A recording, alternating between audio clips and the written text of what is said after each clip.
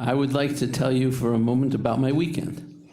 I spent all day Friday in Judge Polster's federal court with attorneys general from all over the country, mayors, commissioners, and lots of lawyers. The primary focus of the meeting was to discuss the possibility of a global settlement of all the 2,300 plus opioid cases. 4 attorneys general had said that they had reached a global settlement with the defendants. The main terms were to pay $18 billion over 18 years. 15% was to go to cities and counties, 15% was to go to the states, and 70% was to go into an undefined fund. While the 4 attorneys general had said that they had the support of all the attorneys generals from all over the country, that may not have been the case. For example, Attorney General Yost raised some significant questions, and his questions suggest that he may not have agreed with the settlement. And the cities and counties, which are represented by a committee, rejected the proposal, saying it was too little money and over too long a period. After the global settlement fell apart Friday evening, we stayed around with the defendants and talked about a settlement just of the Cuyahoga and Summit cases. But that too was unsuccessful. So as of Friday night, at about 7:30, it looked like we were going to trial on Monday. And we were ready.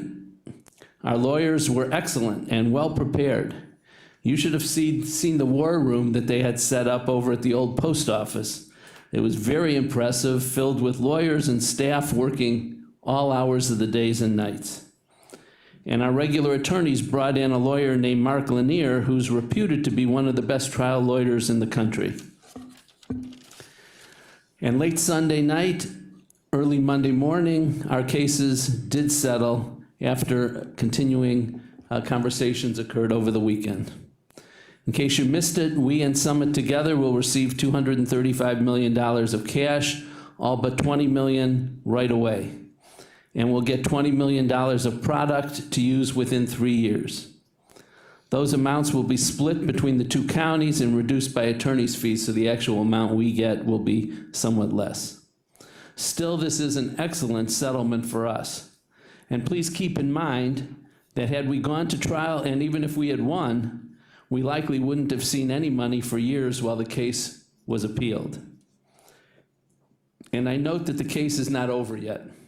We still have our case pending against other defendants, including CVS, Discount Drug Mart, Walgreens, and others.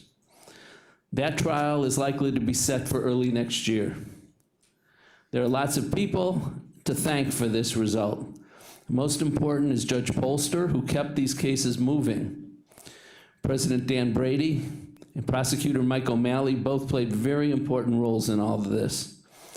Our outside lawyers, Frank Gallucci and Hunter Skolnick, led the way, and they all did a great job.